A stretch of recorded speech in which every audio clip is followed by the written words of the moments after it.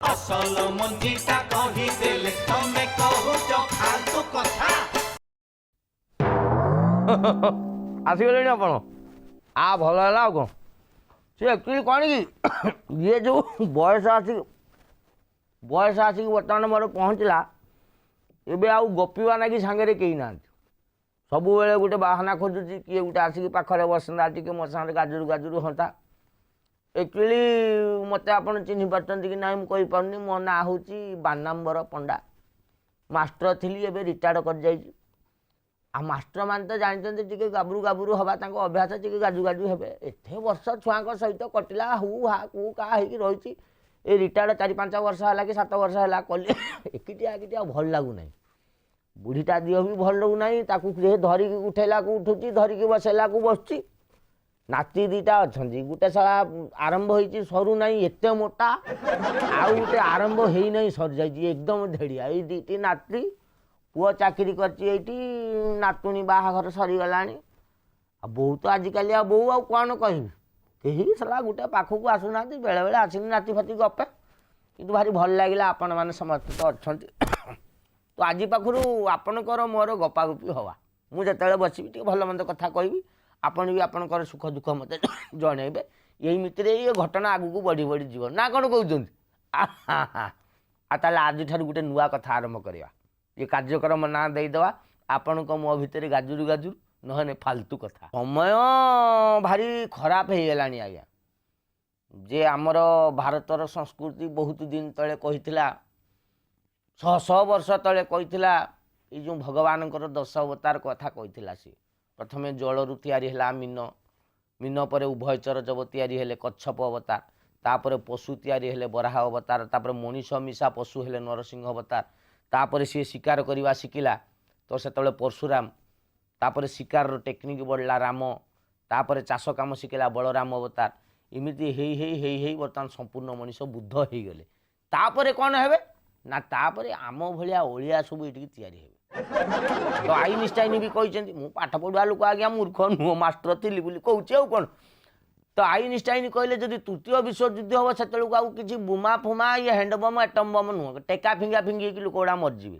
ତ ୟା ପରେ ଯେଉଁ ପରିସ୍ଥିତି ହେବ, ଯେଉଁ ପରିସ୍ଥିତି ବର୍ତ୍ତମାନ ଚାଲିଛି, ତାମାନେ ଏଇଠି ସମସ୍ତେ ଆମେ ଖରାପ ହେଇଗଲେ। ସମସ୍ତେ ମାଛି ହେଇଯାଇଛି, ଖାଲି ପରସ୍ପରର ଘାକୁ ଖୋଜୁଛେ, କିଏ କାହା କେଉଁଠି ଘା ରହିଗଲା, କେଉଁ ଘା ଆମେ ଦେଖିପାରିବା, କାହା ଚୁଟି ଆମ ହାତରେ ରହିଲେ ଝିଙ୍କିବା, ସେ ଆମ କବଳରେ ରହିବୁ, ଏମିତି ଚିନ୍ତାଧାରା ଭିତରେ ରହିଲେ। ଭାରି ଅଡ଼ୁଆ। ଆପଣଙ୍କୁ କହିଲେ ବୁଝୁଛନ୍ତି ନା ବୁଝେଇକି କହିବି। ଜୀବନର ବହୁତ ଅଭିଜ୍ଞତା ଆଜ୍ଞା, 82-85 ବର୍ଷ ହେଲାଣି, ଏମିତି ମାହାଳିଆକୁ ହେଇଯାଇ ନାହିଁ, ଖାଲି ଦେଖି ଦେଖିକିରି ହେଇଛି। ଥରେ ବସରେ ମୁଁ ଯାଉଥିଲି, ବସରେ ଯାଉଛି, ହଠାତ୍ କିରି ମୋର ଆଜ୍ଞା ଟିକେ ଅଭ୍ୟାସ ଅଛି, ଟିକେ ପାଟିରେ ଟିକେ ପାନ ଟିକେ କେତେବେଳେ ପକାଇଦେବା, କିମ୍ବା ଟିକେ କେତେବେଳେ ଯଦି ସୁବିଧା ମିଳିଲା ବିରକ୍ତିଆ ନାଗିନେ ପାଟି ଅଠା ଖଟା ଖଟା ନାଗିନେ ଟିକେ ସିଗାରେଟ୍ ବିଡ଼ି ଫିଡ଼ି ମୁଁ ଟିକେ ଟାଣିଦିଏ। ଦିନେ ବସ୍ ଭିତରେ ମୁଁ ଗୋଟେ ସିଗାରେଟ୍ଟେ ଲଗେଇ ଦେଇଛି। ଆଉ ହଠାତ୍ କି ସେ ସାଇଟ୍ରେ ଜଣେ, ସେଇ ସିଟ୍ରେ ଜଣେ ବସିଥିଲେ ସ୍ତ୍ରୀ ଲୋକ, 3-4ଟି ଖଣ୍ଡେ ଛୁଆକୁ ଧରିକି ବସିଥିଲେ। ମୋତେ ଚାହିଁଲେ, କହିଲେ ହଇ ହଉ ତମେ କ'ଣ କରୁଛ? ମୁଁ କହିଲି ଗୋଟେ ସ୍କୁଲରେ ମାଷ୍ଟର ଅଛି। କହିଲେ ଶିକ୍ଷକତା କରୁଛ, କାଣ୍ଡ ଜ୍ଞାନ ନାହିଁ, ପାଠ ସାଠ ନ ପଢ଼ିଲା ଭଳିଆ ମୂର୍ଖଙ୍କ ଭଳିଆ କାମ କରୁଛ। ମୁଁ କହିଲି କାହିଁ କ'ଣ କଲି କି ମୁଁ? ନା ଏଇଠି କ'ଣ ଲେଖା ହେଇଛି ପୁରା ଧୂମପାନ ନିଷେଧ, ବସ୍ଟା ଭିତରେ ସିଗାରେଟ୍ ଟାଣୁଛ, ତମ ଆଖିରେ କ'ଣ ପଶିଛି କି? ହଁ କି ମୋ ମା, ମୁଁ ଜାଣିପାରିଲି ନାହିଁ। ଆଉ ଆଚ୍ଛା, ହେଠି ଲେଖା ହେଇଛି ଧୂମପାନ ନିଷେଧ, ତା ଉପରେ କ'ଣ ଲେଖା ହେଇଛି? ଲେଖା ହେଇଛି ପରା ଆମେ ଦୁଇ, ଆମର ଦୁଇ, 2ଟି ସନ୍ତାନ ହିଁ ଯଥେଷ୍ଟ। ମୁଁ କ'ଣ କରିବି? କହିଲା ତମେ ସିଗାରେଟ୍ ଫିଙ୍ଗ। ମୁଁ କିନ୍ତୁ ତୋର 2ଟା ଛୁଆ ରଖି ଆଉ 4ଟା ଫୋପାଡ଼। କାହାକୁ କହିବେ କହିଲେ ଆଜ୍ଞା? ଯେ ମୁଁ କଥା ଗୁଡ଼ା ଯାହା କହୁଛି ଆପଣ ଦେଖିବେ, ଥରେ ଚିନ୍ତା କରିକି ଦେଖିବେ, ଇଏ ବାନା ପଣ୍ଡା ଭୁଲ କହୁଛି କି ସତ କଥା କହୁଛି, ଆପଣ ନିଜେ ଦେଖିକି ବିଚାର କରିବେ। କେହି ଗୋଟେ ଭଲ ହେଇକି ନାହାନ୍ତି। ଆଉ ସ୍ୱାମୀ ଦିନ ଯାକ ଖଟି ଖଟି ଅଫିସରୁ ଆସିକି ପହଞ୍ଚିଲା, ବସିକି 2ଟା ରାତିରେ ରୁଟି ଖାଉଛି, ଡାଲମା ଟିକେ କ'ଣ କରିଛି ତା ସ୍ତ୍ରୀ, ଆଳୁ ଭଜା ଟିକେ କରିଛି। ତ ସ୍ତ୍ରୀ ପାଖରେ ବସିକି କହୁଛି, ତମେ ଜାଣିଛ ସେ ପଡ଼ିଶା ଘରେ ଯେଉଁ ମିଶ୍ର ବାବୁ ନାହାନ୍ତି କି, ତାଙ୍କ ସ୍ତ୍ରୀଟା ଅତି ଥାର୍ଡ଼ କ୍ଲାସ୍। ତ ତାଙ୍କ ସ୍ୱାମୀ କହିଲେ, କାହିଁ କ'ଣ ହେଲା କି ତାଙ୍କ ସ୍ତ୍ରୀର? ନା ତମେ ଜାଣିନ ତ, ସେ ତା ସ୍ୱାମୀ କି ରାତିରେ ଖାଇବା ନେଇକି ଦେବ କି ସକାଳେ ଖାଇବା ନେଇକି ଦେବ, ରୁଟି ଦେବ ଗଣି ଗଣି ଦେବ। 2ଟା ରୁଟି ଦେଲି, ହେଁ ଖାଅ, 3ଟା ଦେଲିଣି ଖାଅ। ତୋ ସ୍ୱାମୀଟାକୁ ତୁ ରୁଟି ଦେଉଛୁ, ତୁ ଗଣିବୁ ନା? ତୁ ଗଣିବା କଥା ନା, ଏଗୁଡ଼ା କି କଥା? ତୋ ସ୍ୱାମୀଟା ଖାଇବନି କିଏ ଖାଇବ? ତ ସାଙ୍ଗେ ସାଙ୍ଗେ ଇଏ ସ୍ୱାମୀ ଜଣ କହିଲେ, ହଁ ଏଇଟା ନିହାତି ଅଭଦ୍ରାମୀ କଥା। ଆଚ୍ଛା, ସ୍ୱାମୀଟାକୁ ଖାଇବା ନେଇକି ଦେଉଛୁ, ତୁ କେଉଁ ହିସାବରୁ ରୁଟି ଗୁଡ଼ା ଗଣୁଛୁ? तो सांगे सांगे स्त्री कहले देख सेमितिका थर्ड क्लास गुण मो भितर जमारू ना तुम 7टा रुटी खाइल मुझे गणी कि नाइला आज्ञा एमती तो गाजुर गाजुर हवा आउ कौन अच्छा गोटे ब्रेक नहीं जा कुआडे जीवे नहीं मो बापा पड़ा मो नाती नातिनी तुम मो सुना मुना गुड़ा सेमती बसच ना एक्चुअली कौन कहल लो बापा जे आमर ये जो चैनल फेनाल कथा सब होगुड़ा हूँ प्राइवेट संस्था या बेपार होती आडभर्टाइज फेडभर्टाइज बाजिने आंक संस्था चलो तेणु कथबार्ता सीना हवा कि सी माल पानी न आसने पैसा न आसने कुआडू हो बापा से टिके आडभर्टाइज बजेबे आम टिके गाजुर गाजुर हो कार्यक्रम चलछ तुम कुआडे जीव नहीं रुटी जदि पकईकि आस खाली टिके उल्टे देकी आस फेर सांगे सांगे कथा आरंभ करदे है हाँ जे जहा सब तो अच्छ मो धन तुम कुआडे जीव हाँ कौन कहती देखिए हाँ ये जो जुग काल कथा जो आज मुझे ये जुग काल परिस्थिति तो खराब हो गला अच्छा ये काली मोर गोटे से नातीटे अच्छी सीटा ढेड़ियाटा तार जीवन ना हठात आसिक गारु गारु हो घर को आइला मुझे कौन हो झुड़ंग कौन हो तर तू कहीं रागिच कहे मुह नालिया मालिया देखा कहला आज मो सांगटे सांग टे झमेला झाटी होगला धकिया धकी होगले मुझे हाँ कौन है बे ना सी मत ढकी गोटे चटकणी माइला मो गाल केमी नालिया हो जाए देखिलु मुझे किए बे सी बे किए बे मो झुड़ंग को माइला चला मारिकी दांत भांगीदेवी बे किए सी चाल ता घर को जीवा सी कौटी अच्छी कहला ना ता बापा ताकू मेडिकल लेके जाइछन तार 2टा गोड़ गोटे हाथ मु भांगी दे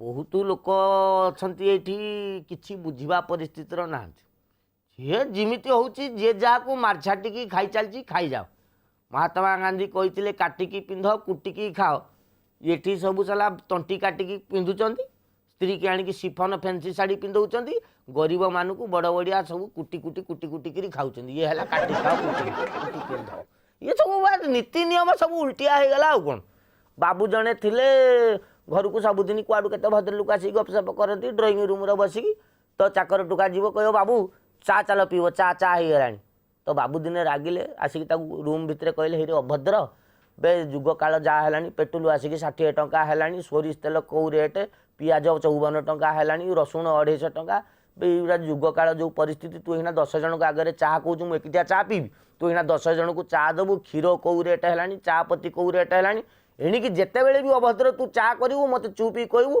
गोटे अलग बागरे कौन अच्छा तू शुणु तू कहू बाबू फोन आसी कहले मुझे उठी आसी फोन करियानी चाटा पी देकी पलैबी ये कहला हाँ ता 2-4 दिन जाइनी बाबू बस सेरंग 15 जन मेल चाकर टोका गला कहला बाबू फोन आसी बाबू कहले जा मु जाऊँगी पुणी आउ थे आसला कहला बाबू फोन आसी परा बाबू कहले बे जा मु जाऊँगी चल आउ 5 मिनट गला कहला बाबू शीघ्र चलतु ना फोन ठंडा होमती कथा हो आगू नहीं जा गोटे छोट कमर्शियल ब्रेक मास्ट्रिया लोक मुझे गज गज हेबी आपन को विरक्त लगिपे कौन मुझे तो कहीपरूना तथापि टे रे गोटे जेजे बयस लोक मत जी काटिकी पलैबे गोटे आत्मा को कष्ट लगे ये बयस शुणा ना मो कथा कहीं ना कि गाजु गाजु मत हवा पड़ू अच्छा कौन कहती हाँ मो मास्ट्रिया लोक स्कूल फुल कथा केते पिला केते अनुभव केते अनुभूति मु सांगरे धरिकी बसछि थरे परीक्षा चलथिला जेतेबेले स्कूल मु पढ़ौतिली परीक्षा चलथिला बेले सबू पिला परीक्षा दियंती खाता लेखंती आम सेतेबेले से बेच रे जे सबुठारु भल पिला थिला ता ना होची प्रफुल्ल आ सबुठारु जोटा बालुंगाटा थिला पाठशाठ पढ़े नाही दिने आसिने 7 दिन छुट्टी ता ना होची गोपीनाथ ताकू गोपिया बोली सब डाकंती परीक्षा रे खाता रे पड़ी क्वेश्चन पड़ी शून्य स्थान पूरण कर कसरत कले मन डेस रहे से प्रफुल्ल साला जोटी बसे ता पछपटे से गोपीनाथ बसे प्रफुल्ल लेखे बढ़िया पिला भल पाठ पढ़े तो गोपिया ता लेखा को देखी कॉपी करे तो कसरत कले मन डेस रहे प्रफुल्ल तार लिखिला कसरत कले मन प्रफुल्ल रहे ये गोपीनाथ भाविला बोधे ता ना प्रफुल्ल से नहीं बोधे प्रफुल्ल लिखिदे ये बोधे निज ना लिखती से लिखिदेला कसरत कले मन गोपिया रहे सी हाँ ये स्कूल पिला कथा हम कहूली स्कूल पिला कथा कहूँ पिला तो पाठशाठ पढ़े ना आ गोटे गोटे पिला अच्छा मन हेले आसवे स्कूल ना मन आसवे ना ये सब अजब अजब घटना सब घटे तो थे कौन ना साहित्य रे कौन गोटे परीक्षा चलता तो पिला जाक सब पढ़ला कौन सब लेखिक आस जे गाई विषय रे गोटे रचना लिखिकी आण गाई उपरे लिखिकी आण गोटे पिला लिखला सारे गाई उपरे पकईकी खाता लिखी हो नहीं गाई छाटुची गोड़ फड़ तेणु ता उपरे लिखी है ना आ गोटे लिखीदेला सारे मुझे जाकि गाई पाखे पहुँचली से गाई पड़ियार नाला मुझे लिखिपारि ना आउ गोटे पिला लिखी यहाँ बालुंगाटा लिखी गाई मोर जननी ना गाई आमर जननी मत आउ कि आसुनी मुझे मास्टर मत आप देखिए जापे मुटा उदा बालुंगा मु मास्टर हेले भी तमें सा छुआ मो आगे गीत लिखिकी उत्तर न देकी गीत लिखिदेव मत मु भी छाड़िली नहीं सी लिखी गाई आमर जननी मत कि आसुनी मु ता तले सांगे सांगे लिखिदेली षंड आमर बाप तुमको नंबर दबा पाप जहाँ भी हो ये गपसपर धाराटा आज्ञा एमती चलिकी किंतु एते दिन आपण भाया नाती नातुणी मु पाइछि माने मु आपन को छाड़बी सप्ताह को सबुदिन चेष्टा करी आसवा लगी दिने दी दिन दिह पा कथा अच्छी तथापि 5 दिन खंडे मु थय आपण लगी आसबि यही समय ठीक जमारू मत छाड़िकी जीवे नहीं।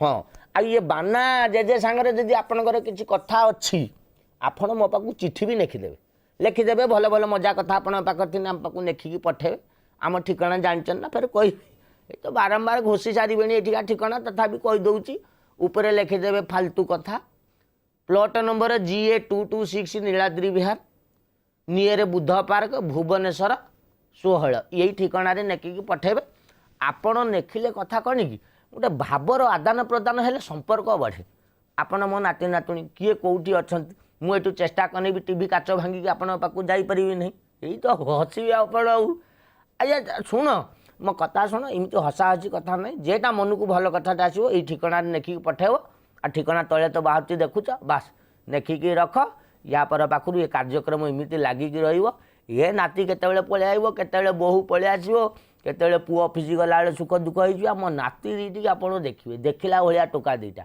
है कि तो आज कार्यक्रम को ये रखुची परवर्ती अध्याय पुणी कथबार्ता हवा नमस्कार बुढ़ा देदेल बापा।